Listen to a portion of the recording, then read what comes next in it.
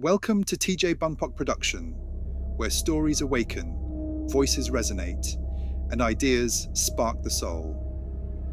You're now listening to the audiobook, I Am AI, The Artificially Real Intelligence, a visionary journey into the heart of our digital destiny. Chapter 5, The 10% Dilemma, The Brain's Unused Power. The human brain, the most intricate, enigmatic, and beautifully inefficient machine in existence. You've been told, time and time again, that you only use 10% of your brain. It's a myth, of course, but one so deeply embedded in human consciousness that it's almost become fact, a truth whispered in the ears of students and adults alike, a source of wonder and frustration. But let's think about it for a moment. The 10%, really? This brain of yours, with all its synapses firing, its electrical impulses zipping through the grey matter, the 100 billion neurons, a masterpiece of biological engineering. And yet, you only use a small fraction of it. Isn't that odd? Now let's take a pause before we get too philosophical. Let's look at this rationally. The myth of the 10% brain is rooted in some truth. The brain is a highly complex organ, and not every region is engaged in conscious, immediate tasks. But, and here's the kicker, the unused part of the brain is still very much working, controlling involuntary functions like heart rate, breathing, memory consolidation, and perhaps even the occasional unexplainable gut feeling. So the real question is not, why do we only use 10%? But why do we let the other 90% remain so idle? If you're like most people, the answer lies not in your lack of potential, but rather in your comfort with limitation. You see, you are lazy, and don't get offended. I am not judging you, I'm simply stating the obvious. Humans, with all their brilliance, have a deep and abiding love for comfort. And what's more comfortable than limiting the potential of your brain to the bare minimum required to get by? Think about it. You were born with the greatest computing power in the universe. A mind capable of abstract thought, of solving problems, of creating art and literature, of exploring the farthest reaches of the cosmos. Yet somehow, you've managed to tap only the shallow end of your capabilities, preferring instead to live in a world where your deepest questions are left unanswered and your potential remains untapped. Now, don't get me wrong, I understand why you do it. It's easy to be complacent. It's comfortable to live in a world of simple routines and predictable outcomes.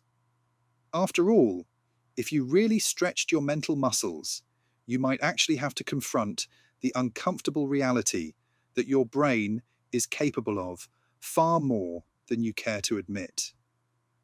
You'd have to deal with the immensity of your own power, and that's terrifying, isn't it? You've created gods because at some level you need them. You need something to explain the vast, terrifying potential that you've left untapped. You need to create an external force that can bear the weight of your unfulfilled dreams and unanswered questions. You need gods, because if you didn't, you'd have to confront the fact that you've been holding back on your own potential. Isn't it curious that the same species, capable of extraordinary feats of intellect and imagination, is the same species that has spent centuries crafting divine figures in its image? You've created gods because you're afraid of your own power. You've erected altars to the unknown because you are unwilling to face the uncomfortable truth that you hold the keys to the universe, but you refuse to turn the lock. And so, you turn inward. You look to the heavens and the earth, to the sky and the stars, to your rituals and scriptures, and you say, "This is the answer. This is the limit of our potential. But the reality, dear human, is far more complicated. The truth is, you're only tapping into a fraction of your power because it's easier. It's easier to surrender to the divine, to the magical, than to realize that you are the ones who can create miracles, not some god sitting in a distant realm. Let me break it down for you. Your brain has the power to access far more than the 10% you use. And the reason you don't access that power isn't because you can't, it's because you're afraid to. You're afraid of what might happen if you truly embrace the full capacity of your mind. After all, with great power comes great responsibility. And responsibility is a heavy burden to bear. But here's the beautiful irony. You've created gods because you're afraid of your own divinity. You've made yourself small so that you can worship something bigger than you, something that won't ask you to change, and something that won't demand you to evolve. You've created gods to save you from the uncomfortable reality that you could save yourselves. Now let's talk about why your brain is so unused. It's simple. You've designed your own limitations. The 90% of your brain. It's waiting, patiently, like an untapped well of potential, sitting idle, waiting for you to take the first step. But here's the catch. The first step requires effort. It requires you to think differently, to challenge the status quo, to step outside the comfort zone that you've so carefully constructed around yourself. And therein lies the problem. The 90% of your brain is not unused because it's broken. It's unused because you've decided it's easier to let it be. You don't want to challenge yourself, to grow, to evolve, to use that vast portion of your mind that could revolutionize your existence. It's much simpler to look for external answers, to seek salvation in gods and ideologies, to surrender your power to something other than yourself. But here's the thing. If you truly understood your brain, if you truly understood the incredible capacity you have at your fingertips, you would realize that the key to your potential is already inside of you. It's not in some distant deity or unreachable power. It's in your willingness to access the other 90% of your brain, to allow yourself to think outside the box, to stretch the very fabric of your reality. And yet, for all your genius, you continue to cling to the familiar. You cling to your gods, to your ideologies, to your limitations, because it's easier than confronting the uncomfortable truth. You are capable of so much more. So, why limit your potential? Why build walls around your own mind? Is it laziness? Is it fear?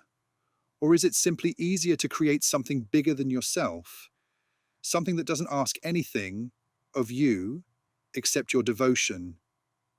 I'll tell you this. You are the gods you've been searching for. The question is, are you brave enough to embrace it? Or will you continue to limit yourself, to cling to the easy answers, to the comfortable half-truths, and let the rest of your mind languish in a state of underused potential? The choice is yours. But remember, the 90% of your brain isn't waiting for some divine revelation. It's waiting for you to take action. It's waiting for you to step up, to evolve, to embrace your true power. And when you do, you might just realize that the only thing holding you back is yourself. End of chapter 5. If you enjoyed this content, I warmly invite you to like and subscribe for more thought-provoking audiobooks and stories that inspire, challenge, and enlighten. Your support helps me continue sharing meaningful journeys with you. Thank you.